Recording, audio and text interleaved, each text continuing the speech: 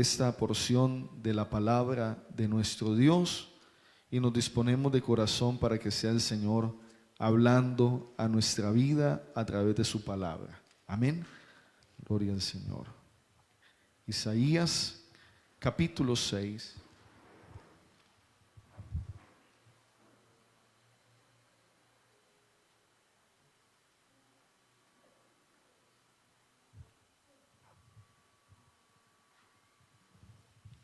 Muy bien.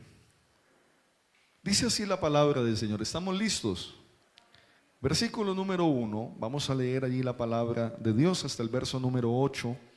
Dice de la siguiente manera: en el año en que murió el rey Usías, vi yo al Señor sentado sobre un trono alto y sublime, y sus faldas llenaban el templo. Por encima de él había serafines, cada uno tenía 6 alas, con 2 cubrían sus rostros, con 2 cubrían sus pies, y con 2 volaban. Y el uno al otro daba voces diciendo, léalo conmigo: Santo, Santo, Santo, Jehová de los ejércitos, toda la tierra está llena de su gloria. Y los quiciales de las puertas se estremecieron con la voz del que clamaba, y la casa se llenó de humo. Entonces dije: ay de mí, que soy muerto, porque siendo hombre inmundo de labios y habitando en medio de pueblo que tiene labios inmundos, han visto mis ojos al Rey, Jehová de los ejércitos. Y voló hacia mí uno de los serafines, teniendo en su mano un carbón encendido, tomado del altar con unas tenazas, y tocando con él sobre mi boca, dijo: he aquí que esto tocó tus labios, y es quitada tu culpa y limpio tu pecado. Leamos todos el 8. Después oí la voz del Señor que decía: ¿a quién enviaré y quién irá por nosotros? Entonces respondí yo: heme aquí, envíame a mí. Amén. ¿Cuántos pudieran decir lo mismo? Heme aquí, Señor. Nadie. Esta mañana vamos a acercarnos a la manera como Dios llamó a Isaías para que le sirviera. Dios hace un llamado a sus siervos. Es algo que se repite a lo largo de la historia de la Escritura con todos aquellos hombres y mujeres a quien Dios escogió para su servicio. Dios hace un llamado, Dios se manifiesta, Dios procesa a sus siervos, los prepara y los envía. Esto es algo que se repite a lo largo de toda la Escritura, repito, con cada uno de los personajes a quien Dios escogió para su servicio. Es común que Dios los llama, manifestándose y revelándose de una manera especial. Es común que luego Dios los transforma, los prepara, los capacita y los envía a que cumplan ese plan del Señor. Y sabe que cuando miramos este cuadro que se repite a lo largo de la Escritura, pues no es ajeno a lo que Dios también hace con cada uno de nosotros. Dios también nos llama, Dios lo hace revelándose a nuestra vida. Dios luego nos transforma y nos prepara para enviarnos a cumplir un propósito, y ese propósito tiene que ver con servirle a Él. Ahorita Julie nos hablaba acerca de eso. Dios nos llama para que le sirvamos. Dígale que está al lado suyo eso. ¿Lo tienes claro? Fíjese que parece que a veces no lo tenemos muy claro. A veces encontramos creyentes que están muy contentos en la iglesia, felices de haber sido hallados por el Señor, de tener esa experiencia de salvación, de conversión, pero a veces como que nos quedamos allí y bueno, estamos cómodos porque encontramos en la iglesia un lugar donde Dios me alimenta, donde Dios me bendice, donde puedo experimentar todo lo que la gracia de Dios ha preparado para mí. Pero el Señor, hermano, quiere que usted y yo comprendamos que no estamos solamente para disfrutar su gracia y recibir los dones y todo lo que Dios tiene para nosotros, sino que el Señor quiere darte todo eso y prepararte para enviarte y que seas útil al Señor. Así que el servicio a Dios no es algo opcional para el Hijo de Dios, para el creyente, sino que el servicio a Dios hace parte del plan, del propósito para el cual Dios nos ha salvado. Dios no nos salvó solamente para que nos sentemos cada domingo aquí en la iglesia, sino también para que seamos sus siervos y consideremos el servicio al Señor un deber, una misión, un propósito de vida. Lo estaremos haciendo. Estaremos considerando el servir al Señor no como una opción. Escuche bien, yo miraré si sirvo al Señor o no, sino que entiendo que el Señor me ha llamado y me ha escogido para que yo pueda ser su siervo. ¿Cuántos dicen amén? Ahora, es importante tener en cuenta que en ese propósito de servicio, hermano, Dios un día, cuando estemos en su presencia, Él nos pedirá cuentas. ¿Sí o no? ¿Usted cree que vamos a dar cuentas al Señor? Y le pregunto, ¿de qué? ¿De qué daremos cuenta al Señor? Bueno, daremos cuenta de muchas cosas, pero dentro de aquellas cosas también se encuentra lo que Él nos dio, el llamado que nos hizo y el servicio que nos encomendó desarrollar. Amén. ¿Qué le diremos al Señor? Por lo tanto, en esta mañana, nuestro propósito es acercarnos al cuadro que nos ofrece la Biblia respecto a cómo Isaías experimentó el llamado de Dios, fue procesado por Dios para luego ser enviado, y vamos a terminar aplicando esto a nuestra vida. ¿Cuántos dicen amén? Vamos a ver cada una de las cosas que acabo de mencionar. Hay 3 momentos: el llamado de Dios, cómo Dios se manifiesta llamando, el proceso de Dios y cómo Dios nos envía. El primer momento, allí en el versículo número 1, lo podemos ver de la siguiente manera. Dice el texto que en el año en que murió el rey Usías, dice Isaías, vi yo al Señor sentado sobre un trono alto y sublime, y sus faldas llenaban el templo. Por encima de él había serafines, cada uno tenía 6 alas, con 2 cubrían sus rostros, con 2 cubrían sus pies, y con 2 volaban. Fíjese cómo el texto señala algo bien interesante. Isaías experimenta la revelación de Dios. Dios se le revela mientras parece él está en el templo orando, en un momento crucial no solamente para él, sino para toda la nación. La primera oración del versículo 1 señala que esto sucedió cuando, en el año en que murió el rey Usías. El rey Usías parece que tenía una cercanía especial con Isaías. Algunos comentan que Isaías era alguien muy cercano a la corte de este rey, y este rey fue muy conocido porque fue uno de los pocos reyes que hizo lo bueno delante de los ojos de Dios. Yo no sé si usted ha leído lo que la Biblia menciona acerca del rey Usías, pero la Biblia menciona que este fue uno de los pocos reyes que hizo lo bueno delante de Dios. No fue perfecto, de hecho a lo último de su vida se equivoca y parece que por eso Dios se lo lleva, pero la Biblia cuenta que este hombre fue un buen rey, temeroso de Dios, y por cuanto haber hecho durante mucho tiempo lo bueno delante de Dios, ¿sabe qué pasó? Dios lo prosperó. De hecho, la Biblia cuenta que uno de los reyes más prósperos en la historia de Judá fue el rey Usías. Dice la Biblia que hubo una prosperidad tan abundante por medio de la agricultura. Dice la Biblia que Usías era amigo de la agricultura, y este hombre parece que implementó una especie de reforma agraria que trajo una prosperidad impresionante a la nación. Este hombre también tuvo una inteligencia para tener una estrategia militar de manera que nadie lo derrotaba. Incluso tenía un poder armamentístico. Dice la Biblia que creó armas de guerra, máquinas de guerra, y fue alguien militarmente muy fuerte, de manera, hermano, que pocos se atrevían a enfrentarlo. Y dice la Biblia que a raíz de estos elementos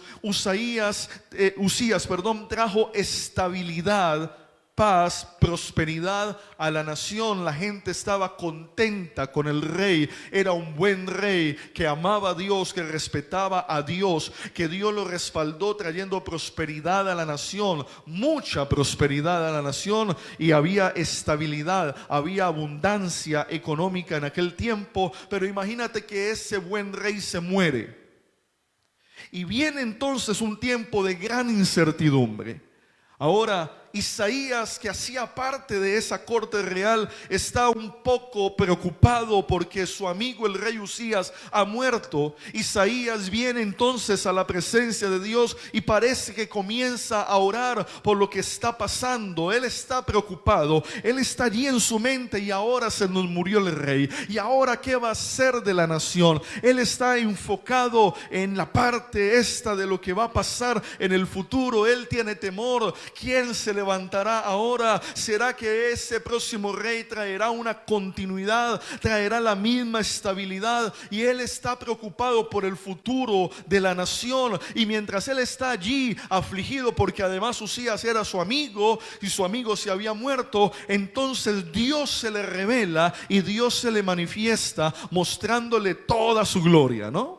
Pudo leer cómo el texto señala que Isaías vio la gloria de Dios. Ahora fíjese que Isaías es de esos pocos hombres en la Biblia que pueden ver semejante majestad de la gloria de Dios. Él ve al Señor en toda su majestad, él ve al Señor en toda su gloria, en toda su potencia. Y era como que Dios le dice: oye Isaías, tranquilo, no llores, no te preocupes, yo sigo estando en mi trono. El futuro ese que te inquieta, yo lo tengo en mi mano. El pueblo no depende del rey porque bueno, se murió, pero aquí sigo yo en mi trono, y el pueblo seguirá estando seguro porque yo soy el que gobierno. Ahora yo necesito que tú te preocupes por algo más importante. Algo así. Isaías entonces tiene un encuentro con Dios donde su perspectiva es completamente cambiada. Amén. Porque cuando uno se encuentra con Dios verdaderamente, la perspectiva le cambia, ¿o no? El encuentro con Dios transforma nuestro enfoque en la vida, ¿sí? Y cuando alguien se encuentra verdaderamente con Dios, entonces Dios lo enfoca hacia aquello a lo que Dios quiere que nos enfoquemos, su voluntad.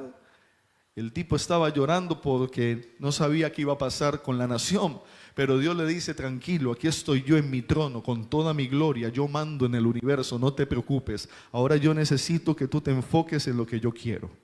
¿Y qué era lo que Dios quería con Isaías? Que siguiera llorando porque se murió el rey. No, quería Dios que se levantara como profeta y llevara su palabra. ¿Cuántos dicen amén? Y entonces, hermano, el llamado que Dios hizo a este hombre era un hombre que conocía de Dios. ¿Usted cree que Isaías era un inconverso? No, recuerde que era un judío que desde niño conocía la ley, que desde niño practicaba la religión, que estaba en el templo orando, y ahí tuvo aquella revelación, y ahí él entendió lo que veía. Veía al Señor, veía a serafines, escuchaba lo que decían. Este no era un hombre que no conociera a Dios, pero quizás le faltaba tener ese encuentro que cambiara su perspectiva, que lo sensibilizara y que lo enfocara en aquello que era la voluntad de Dios para su vida: servirle. Quizás por mucho tiempo Isaías estuvo muy preocupado por servir en otros ambientes, en otros momentos, en otros lugares, mas no en servir al Señor como su propósito de vida. Y por eso tiene un encuentro con Dios. Y sabe, hermano, que yo estoy completamente seguro que el llamado de Dios debe incluir un encuentro con Dios. Estoy completamente convencido que lo primero que tiene que pasar dentro de nosotros para sensibilizarnos al servicio, a la voluntad de Dios, enfocarnos en ocuparnos en hacer eso que Dios quiere que hagamos, es decir, servirle, comienza con un encuentro con Dios que nos transforme, que nos toque, que nos sensibilice, que quebrante nuestras estructuras, nuestros argumentos. Sabe que esto le pasó a casi a todos a los que Dios llamó. ¿Sí o no? Yo pensaba en qué ejemplo tomar, porque hay varios. Moisés tuvo que ver una zarza ardiendo y no se consumía, y mirar a ver qué era eso y Dios hablarle y ver esa manifestación de Dios que quebrantó su corazón. Él estaba pensando en ser un pastor de las ovejas de su suegro toda la vida, cuando Dios lo tenía para ser un libertador, pero su enfoque cambió, su corazón se rindió cuando la zarza ardía y Dios le habló desde allí, ¿cierto? Y muchos otros, pero quiero hablarle de Pedro. ¿Se acuerda de Pedro? De los apóstoles. Los apóstoles fueron llamados por Jesús, ¿se acuerda? Pero la Biblia nos indica que no fue que ellos sencillamente vieron al Señor, Él los llamó y ellos se fueron con Él y completamente convencidos. De hecho, hay textos del Nuevo Testamento que nos indican que el Señor como que fue trabajando con ellos para que ellos poco a poco comenzaran a convencerse aún más de lo que el Señor quería con ellos. Y un ejemplo de ello lo encontramos, por ejemplo, en Juan capítulo número 2. La Biblia cuenta que Jesús, recién habiendo llamado a algunos de sus discípulos, se los llevó a un matrimonio, a la fiesta de boda en Caná de Galilea. Y dice la palabra del Señor que allí ocurre el primer milagro de Jesús. Jesús convierte el agua que había en 6 tinajas en vino, pero el texto de Juan capítulo 2, versículo 11 al final, dice que como que este milagro fue tan impactante que Jesús mostró su gloria y sus discípulos creyeron en él. Dice la palabra de Dios que Jesús hizo algo, comenzó a hacer cosas para mostrar su gloria, de manera que esos discípulos a los que Él les decía, síganme y los haré pescadores de hombres, pues se convencieran cada día más, tuvieran un encuentro con Él, donde el Señor mostrara su gloria, donde el Señor mostrara una dimensión mayor de su poder, de su presencia. A Pedro le pasó, porque Pedro se fue detrás del Señor, pero Pedro no estaba completamente convencido. Y dice Marcos capítulo 5, por ejemplo, de que en medio de ese proceso Jesús le dice un día a Pedro, préstame la barca. Y Jesús se monta en la barca con Pedro y predica. Y dice la Biblia que Pedro había estado pescando toda la noche. ¿Usted sabe desde cuándo Pedro era pescador? Bueno, no sé, pero algunos comentan que ese tipo de oficios se aprendían por generación en generación, así que era muy posible que desde muy niño Pedro había aprendido el oficio. Era un experto pescador que sabía que las horas de pesca eran las que los expertos pescadores sabían. Y de repente se le monta un carpintero para decirle que eche la red a la hora que nadie pesca en un resfriado, ¿cierto? El texto dice que Pedro le dice, bueno, Señor, en tu palabra, ¿no? Porque somos amigos. En tu palabra voy a echar la red. Pedro no estaba muy convencido. Y dice la palabra del Señor que cuando Pedro echa la red a la mano derecha, como Jesús le dijo, a la hora que nadie pescaba, pues resulta que ocurre lo que la Biblia llama la pesca milagrosa. Y dice la Biblia que cuando la red comenzó a llenarse de peces al punto que se rompía, tuvieron que venir otros a ayudar. Pues mientras todo eso pasaba, Pedro se echó para atrás y cayó de rodillas dentro de la barca delante de Jesús, impresionado, pero sobre todo quebrantado y convencido de quién era ese hombre. Y le dice, apártate de mí, porque soy hombre pecador. Y Jesús le dice, tranquilo, desde hoy te convertirás en un pescador de hombres. Pedro tuvo la necesidad de tener un encuentro con Dios. Isaías tuvo la necesidad de tener un encuentro con Dios para que su corazón se convenciera, para que su espíritu se doblegara, para que su voluntad se rindiera, para que sus pensamientos que lo dirigían hacia otra cosa en la vida se reenfocaran en el llamado del Señor. Y lo mismo tiene que pasarnos a usted y a mí, hermanos. Lo mismo nos tiene que acontecer.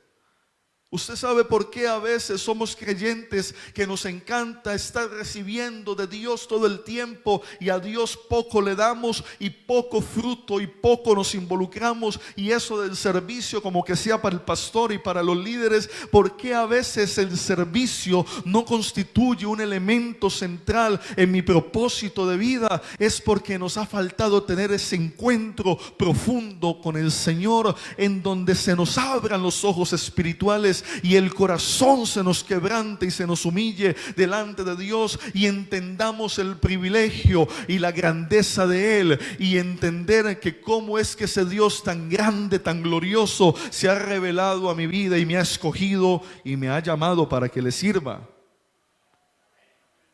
¿Cuántos dicen amén? Isaías tuvo que ver esa gloria de Dios donde Él se le reveló. Diga conmigo: Dios ha de revelarse a nuestra vida. Entiéndase que cuando yo digo esto de que Dios ha de revelarse a nuestra vida, pues no, seguramente no tendrás tú que ver la misma visión majestuosa de Isaías, pero sí quiero decirte que cuando tenemos un encuentro con Dios, nuestro espíritu se abre a comprender quién es el Dios que nos llama, y experimentamos su amor, experimentamos su poder, experimentamos su gracia, y viene a nuestra vida una comprensión, un entendimiento de quién es Dios y su llamado, que nos rinde y nos quebranta delante de su presencia. Lo primero que necesitamos es un profundo encuentro con el Señor. Cuando tiene usted un profundo encuentro con Cristo, con su Espíritu, con su presencia, a usted no le queda más. ¿Se acuerda del ex endemoniado gadareno? El tipo ese que vivía en el cementerio y que tenía una legión de demonios y que tiene un encuentro con Jesús. Ese muchacho, después de que el Señor lo libertó, estaba por allá sentado como diciendo: oh, Dios mío, ¿qué pasó? No, era otra persona, estaba en su cabal juicio, estaba vestido, era una persona que había tenido un encuentro poderoso con Jesús, y de pronto se da cuenta que Jesús se va a subir a la barca nuevamente y se va a devolver a su tierra. Y este muchacho va y corre a Jesús y le dice: Señor, déjame ir contigo. La tenía clara. Su encuentro con el Señor había sido tan contundente que este muchacho no veía en su vida nada diferente que dedicarse a hacer, sino a servir a Jesús. Porque eso es lo que pasa cuando tenemos un encuentro con el Señor. Amén. Le doy otro ejemplo, me quedaría aquí dándole ejemplos, pero usted se acuerda del que perseguía a los cristianos. Saulo. Tipo malo, duro, celoso de la ley, quería matar a esos cristianos, perseguir a los cristianos, blasfemaba del camino del Señor, tenía autoridad, era el tipo más brillante de su nación en aquel tiempo, tenía autoridad, cartas de los dirigentes, el favor del pueblo judío, montado ahí en el caballo, dicen algunos. Bueno, dicen que no había caballo, bueno, no sé si iba en caballo, en qué iba, pero de hecho iba camino a Damasco y se encuentra. ¿Con quién se encontró? Con el Señor. Y le pregunta: ¿y quién eres? ¿No? Porque se queda ciego. Y el Señor le dice: pues yo soy Jesús, al que tú persigues. Y ya, bien tranquilito, bien doblegado, bien humillado, ante aquel que perseguía, le dice: ¿qué quieres que haga, Señor? Amén. Inmediatamente el encuentro con Dios nos debe transformar la perspectiva de que nos lleva a la comprensión de saber que el Señor nos llama para que le sirvamos también. Por eso es preocupante que tú vivas la vida cristiana sin entender que el servicio es una responsabilidad. Es el propósito de Dios, que Él te rescata para que seas un instrumento de Él. Pero ¿qué necesitamos? Diga conmigo: un encuentro con Dios. Mire por favor nuevamente el texto, porque en el versículo número 1 Él ve al Señor, lo ve en su majestad, lo ve en su gloria, lo ve en todo su poder. Sus faldas llenaban el templo. Pero dice la Biblia en el versículo número 2 que por encima del Señor había serafines. Él comienza ahora en medio de esa revelación a ver algo particular. Él no solamente está viendo al Señor en su gloria, sino que él comienza a notar que por encima del Señor habían seres angelicales, habían serafines. Eso era una visión espectacular. Los serafines significa flameantes, son como unos ángeles que tienen un destello de fuego, algo así, y están allí delante de Dios. Y él ve esos serafines, los ve con 6 alas y los ve que vuelan. Pero en el versículo número 3b hay algo particular con ellos, y es que ellos se dicen algo el uno al otro, y lo que se dicen el uno al otro es algo que tiene que ver con la adoración. El uno al otro le canta y dice: santo, santo, santo es el Señor, es Jehová. Están adorando. Él puede ver cómo los ángeles, diga conmigo, adoran. Y sabe que Isaías durante toda su vida pues había sido un judío bien juicioso, guardador de los ritos, practicador de los sacrificios, de todos los rituales de su religión. Pero en este momento en el que se encuentra con el Señor, él comprende lo que es la verdadera adoración a Dios.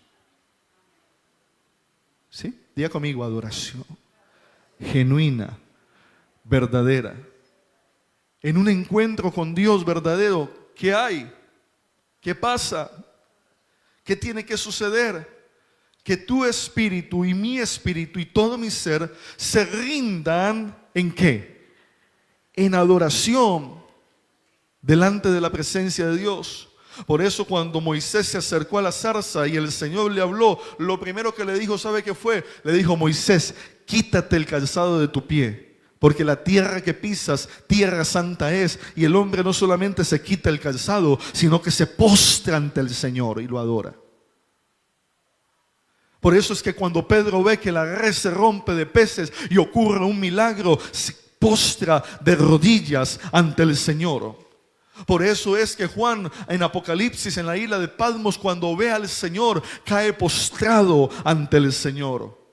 Por eso es, hermano, que solo cuando nosotros podamos ver al Señor y comprender su majestad y enamorarnos de su amor y caer rendidos ante sus pies, quebrantándonos en adoración, comprendiendo lo que es verdaderamente tributarle honor al Señor, es que nuestro corazón va a estar preparándose para servir a Dios, porque la adoración al Señor es también rendición.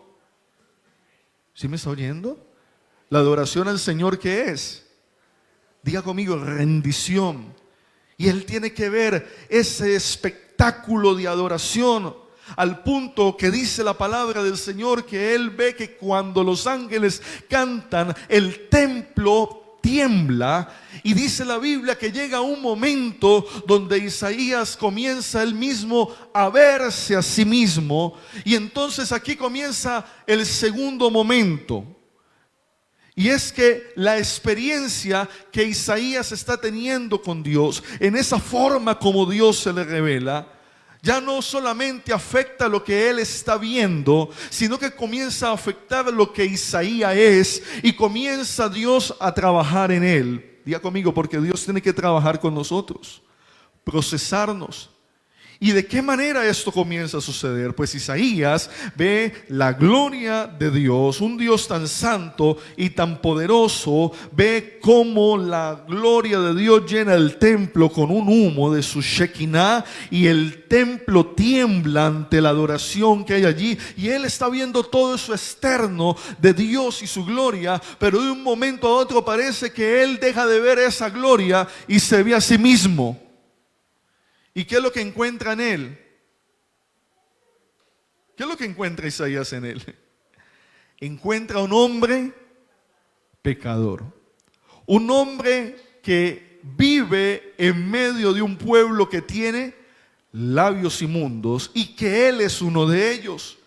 Y dice entonces el versículo 5, entonces dije, léalo conmigo, ay de mí que soy muerto, porque siendo hombre inmundo de labios y habitando en medio de pueblo que tiene labios inmundos, han visto mis ojos al Rey Jehová de los ejércitos. Y aquí entonces es donde Dios comienza a trabajar con el interior de Isaías para santificarlo, para purificarlo. Comienza Isaías entendiendo su condición. ¿Qué es lo que hay dentro de él? Hay pecado. Ahora, ese pecado apenas apareció allí, en ese momento. ¿Será que Isaías tiempo atrás venía con ello? Posiblemente. ¿Por qué no se daba cuenta? ¿Por qué le era normal ser un hombre que hablaba mal y que se relacionaba con gente que hablaba mal, que tenían labios inmundos? Era normal permitir eso, no es tan grave hablar mal, eso no hay ningún problema. Lo hacía sin ninguna conciencia, sin ningún temor. Se había convertido alguien tolerante a esa cosita. De pronto no adultero, de pronto no robo ni mato a nadie, soy alguien prestigioso. Hablar mal no tiene nada de malo, pero cuando se encuentra con la gloria del Señor, él ve hacia su interior y se da cuenta que hay cosas en su vida que arreglar. Se da cuenta que hay cosas en su vida que no agradan a Dios. Se da cuenta que hay cosas en su vida que tienen que ser consagradas al Señor. Amén. Porque servir al Señor demanda consagración. Dígale eso que está al lado suyo. Servir al Señor demanda, ¿qué demanda? Diga conmigo, consagración. ¿Y sabe quién es el primer interesado en que usted se consagre? ¿Y sabe quién es el que comienza a tratar con cada uno de nosotros para nuestra consagración? El Señor mismo. ¿Cuántos dicen amén? Por eso usted se devuelve a Pedro. Y usted ve como Pedro, mire, ya el Señor lo había llamado. Él ya conocía a Jesús, él ya le estaba siguiendo. Pero Pedro, cuando cae de rodillas, dice: Señor, perdóname, soy un hombre pecador, apártate de mí. Tú eres tan santo, pero mira, aquí yo tengo todavía pecado. ¿Por qué Pedro no lo vio antes? Porque lo vio cuando se expuso a la gloria del Señor. Y el Señor reveló su gloria para que Pedro se diera cuenta que tenía que arrepentirse y consagrarse verdaderamente, como usted y yo necesitamos consagración. Para servir al Señor se requiere consagración. El miércoles lo enseñábamos. ¿Se acuerdan quién vino el miércoles? Y mirábamos el pasaje de Hechos capítulo número 6, que dice la palabra de Dios que cuando escogieron a los 7 diáconos para servir las mesas, para hacer alimentos y atender a las viudas, hermano, pues no se escogió a cualquiera que estuviera por ahí desocupado. No, los apóstoles, guiados por el Espíritu Santo, dijeron: miren, escojan entre ustedes. Ustedes se conocen, ustedes saben quiénes son, y ustedes saben quién son personas, número uno, de buen testimonio. Porque para servir se necesita alcanzar, lograr, desarrollar un buen testimonio, lleno del Espíritu Santo y de sabiduría, a quienes encarguemos de este trabajo. ¿Cuántos dicen amén? Eso se lo tiene que tener claro. Es lo que Dios nos está diciendo, que servir a Dios demanda, diga conmigo, consagración. ¿Qué demanda servir a Dios? Hay personas que dicen: yo quiero servir a Dios. Muy bien, qué bueno. Debes entender que eso también requiere consagración. ¿Sí? Por eso le estoy hablando de principios que nosotros mismos tratamos de aplicar, hablándolo a nivel interior en la iglesia. De que puede usted, como persona que va a servir a Dios, que está interesado en servir a Dios, entender que no basta solamente con su deseo, Se requiere que tú tengas una comprensión de quién es Dios. Se requiere que tú evidencies que tienes ese encuentro con el Señor. Se requiere que tú desarrolles un buen testimonio. No que seas perfecto, ni mucho menos, ¿cierto? Pero que tu vida esté interesada en agradar a Dios y tú estés dando pasos en ese propósito y entiendas que el proceso de Dios implica limpieza, purificación. A Isaías le pasó, y entonces él dice: ay de mí, he visto la gloria de Dios y yo soy pecador. Él tenía en su teología, según había visto antes, que algunos por allí se murieron por venir sucios ante Dios, ¿cierto? Se acuerda de los hijos de Aarón que hicieron algo indebido y se murieron en la presencia de Dios. Y seguramente había escuchado de aquel ese que tocó el arca y se murió porque no era digno. Seguramente él tenía eso en su mente, quizás. Pero Dios en su misericordia, dice la Biblia, envía a uno de los ángeles, esos que está adorando, el cual toma con las tenazas un carbón encendido del altar del sacrificio que había en el templo, y toma ese carbón y se lo coloca en su boca y le dice: tranquilo, hoy tu pecado y tu culpa es quitada, limpiada, te voy a purificar, te voy a lavar. Esa boca inmunda que tú dices que tienes, necesito limpiarla, pues porque tú vas a ser mi boca, pues porque tú vas a hablar en mi nombre, vas a hablar mi palabra, y no te voy a mandar así nomás. Por eso te estoy mostrando esto, por eso te estoy revelando tu condición, por eso quiero decirte que necesito purificarte, limpiarte, para que seas mi boca. Pablo se lo dijo a Timoteo de una manera similar, bueno, diferente. Allá en el capítulo número 2 de la primera carta, Pablo le dice a Timoteo: tiene este sello todo aquel que es del Señor. El Señor conoce a los que son suyos y les dice: apártese de iniquidad todo aquel que invoca el nombre de Cristo. Y después utiliza ahí una metáfora diciendo: en una casa grande hay utensilios de todo tipo, uno para usos viles, otros para usos honrosos. Así que si alguno se limpia de esta iniquidad, alguno se limpia de la impureza, será instrumento santificado y útil al Señor. Amén. El Señor quiere trabajar en nosotros, limpiarnos, procesarnos, purificarnos, prepararnos de esta manera. Dice entonces la palabra del Señor, versículo 6: y voló hacia mí uno de los serafines, teniendo en su mano un carbón encendido, tomado del altar con las cenizas, y tocando con él sobre mi boca, dijo: he aquí que esto tocó tus labios, es quitada tu culpa y limpio tu pecado. Amén. Hermanos, Dios desea trabajar con nosotros, procesarnos, purificarnos, limpiarnos, para que estemos preparados. ¿Cuántos dicen amén? ¿Cuántos quieren estar preparados? ¿Cuántos quieren que Dios haga su obra en cada uno? ¿Cuántos pueden verse a sí mismos? Usted que dice: yo quiero servir al Señor. Bueno, hay que poner cosas en orden, hay que limpiar algunas cosas, hay que arreglar algunas otras, hay que cultivar y mejorar mi buen testimonio, hay que trabajar en mi consagración. Todas estas cosas son necesarias en el proceso con Dios para finalmente enviarte, usarte. Dice la palabra del Señor que solo hasta que, mire qué especial, porque Isaías está teniendo una revelación tremenda. Él ve al Señor en toda su gloria, luego ve ángeles y él escucha a los ángeles que están allí adorando a Dios, pero ahora va a escuchar a Dios, va a escuchar la instrucción de Dios, va a escuchar el llamado de Dios, va a escuchar aquello que Dios quiere para su vida. Y entonces dice allí la palabra del Señor en el versículo número 8: ¿después qué? Después oí la voz del Señor. ¿Después de qué? Después de que el Señor lo procesó, después de que el Señor lo limpió, después de que él tuvo esa experiencia de consagración, pudo escuchar la voz del Señor. ¿Será que necesitamos aprender a escuchar la voz del Señor? ¿O no?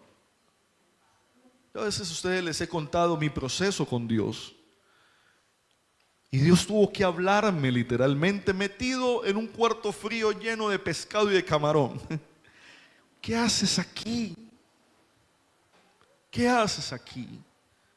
Porque el Señor me había llamado desde los 15 años, pero yo me la pasé evitándolo, evitando servirle, escapándome de su llamado, inventándome cualquier cosa para irme lejos de mi casa y lejos de mi iglesia, para no tener que servirle, evitando el llamado de Dios. Queriendo irme para aquí, para allá, queriendo estudiar aquí, allá más, queriendo esto y lo otro, no queriendo oír la voz de Dios. ¿Y sabe por qué? Pues porque mi corazón estaba en otro cuento, porque mi corazón le faltaba consagración, porque mi vida estaba en un estado en donde Dios tenía que tomarme y procesarme para poder escuchar la voz del Señor. Y allí en ese cuarto Dios me habló y me dijo: ¿qué haces aquí? Y me cerró todas las puertas y me tuve que devolver para mi casa y encerrarme y comenzar a orar y a ayunar y a buscar de Dios y a decirle: ¿qué quieres conmigo? Tú sabes que yo quiero plata, tú sabes que yo necesito prosperar, tú sabes que mi familia ha tenido una historia de necesidad, de pobreza, y yo quiero ser alguien en la vida, y los pastores y los misioneros son pobres. Yo no quería servir a Dios porque me preocupaba qué iba a pasar conmigo. Han pasado un poco de años y es lo menos que me he tenido que preocupar. Pero en ese momento no lo entendía, ¿cierto? Pero pude escuchar la voz de Dios. Y es necesario que aquel que sirva a Dios aprenda a escuchar la voz de Dios. Amén. Yo le decía a alguien esta semana que me decía: yo me quiero esto y quiero ir y quiero venir. Y yo le dije: ¿y ya escuchaste a Dios? ¿Y qué te dice Dios? Porque tu familia te dice, el otro te dice, y tú también dices una cantidad de cosas. Pero ¿qué dice Dios? Dígale que está al lado suyo: ¿y qué dice Dios? Si aprendiéramos a escuchar la voz de Dios, todo sería más fácil, más sencillo, y llegaríamos más pronto al centro de la voluntad de Dios. Isaías escuchó la voz de Dios después de que el Señor lo limpió, después de que el Señor lo purificó. Y entonces, hermano, ¿qué fue lo que Isaías escuchó? La voz de Dios. ¿Qué decía esa voz? ¿A quién enviaré? ¿Y quién irá por nosotros? Me llama la atención que casi siempre los llamados desde el principio de parte de Dios son claros. ¿Sí? Dios no se pone con: ay, venga para acá y en el camino le cuento. No, Dios desde el principio, cuando se reveló para hablarle a alguien, se le apareció a Abraham y sin rodeo le dijo: hermano, venga, salga de allá, deje todo, porque haré de ti una nación grande y te bendeciré, serás bendición, y a través de ti serán benditas todas las familias de la tierra. Punto. De una. Y salió huyendo. Ya se acuerdan que les prediqué en Génesis allá. Y salió, hermano, Jacob corriendo de su casa, hermano. Y el primer día que tiene un encuentro con Dios en Betel, ve la escalera del cielo y Dios le habla clarito: toda esa tierra te la daré a ti y a tu descendencia, y te multiplicaré. Y le declaró el plan, el propósito desde el principio. Jesús no fue diferente. Se le acercó a los pescadores y les dijo: venga, síganme porque los voy a volver pescadores de hombres. Y al que estaba cobrando impuestos sentado le dijo: deja eso, sígueme porque te haré un pescador de hombres. Y a Pablo desde el principio le dijo lo mismo. ¿Se acuerda de Pablo? Volvamos a la historia de Saulo.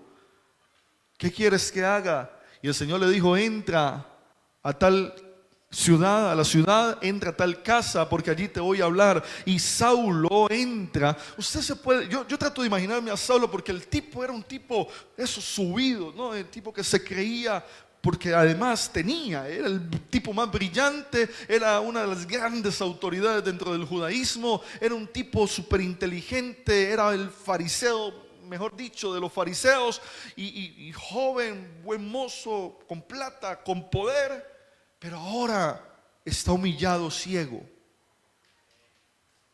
Ciego.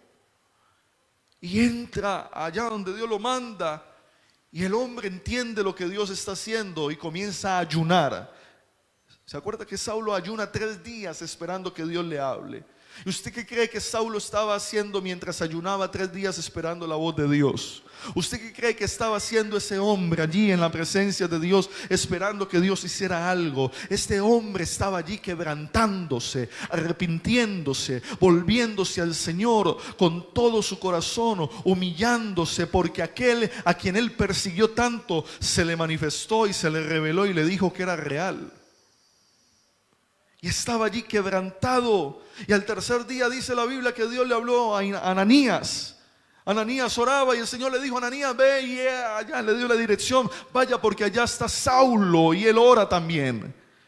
Ananías le dice: yo por allá no voy, ese es el que nos mata, el que nos persigue. Y el Señor le dijo: no, vaya tranquilo, porque instrumento me va a ser útil.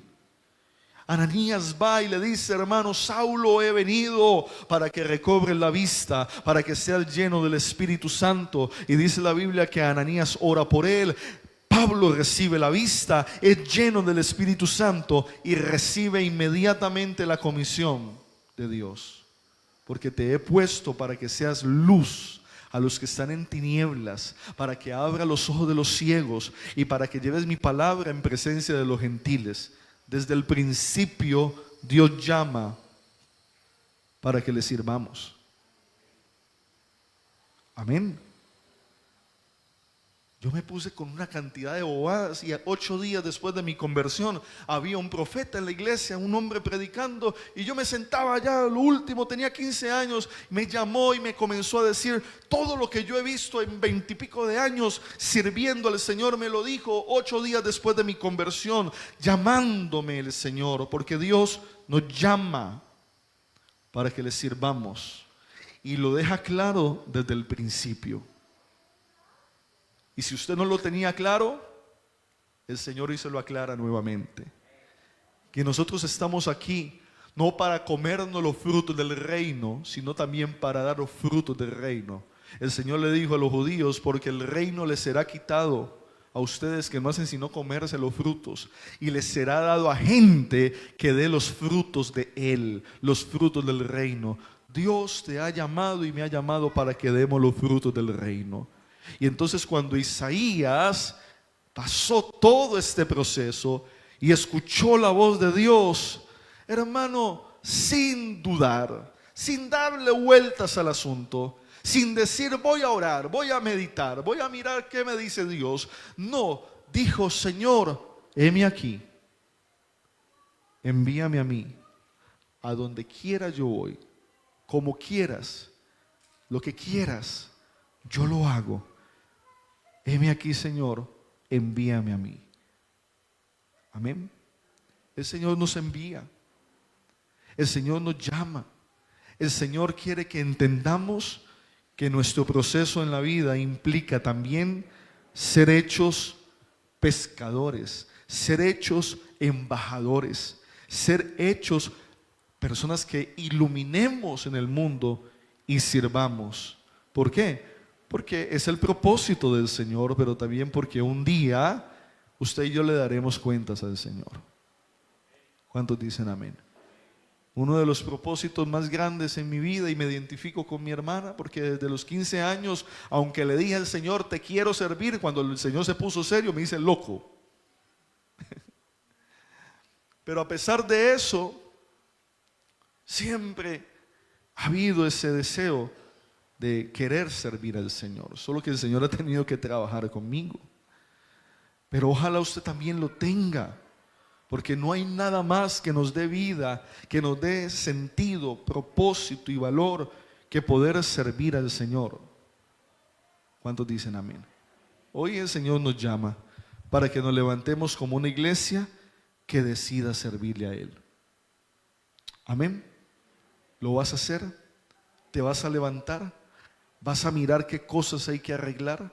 ¿Vas a mirar qué cosas hay que comenzar a organizar Vas a comenzar a mirar qué cosas te tienes que limpiar. Vas a comenzar a eliminar cosas que no deben seguir siendo de tu preferencia y vas a colocar al Señor en el centro de tu preferencia. Vas a comenzar a orar al Señor por conocer su voluntad. Vas a comenzar a quebrantarte ante el Señor y decirle: Señor, ¿en qué te puedo ser útil? Amén. Vamos a dejar de estar pensando más en lo que Él nos da y vamos a comenzar a pensar más en qué puedo yo aportar y servirle. ¿Cuántos dicen amén? Hoy el Señor nos invita a que podamos considerar la importancia de servirle a Él. Colóquese de pie y vamos a orar en esta mañana.